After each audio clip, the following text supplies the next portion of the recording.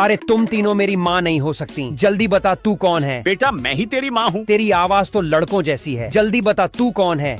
मैं एक डॉल हूँ।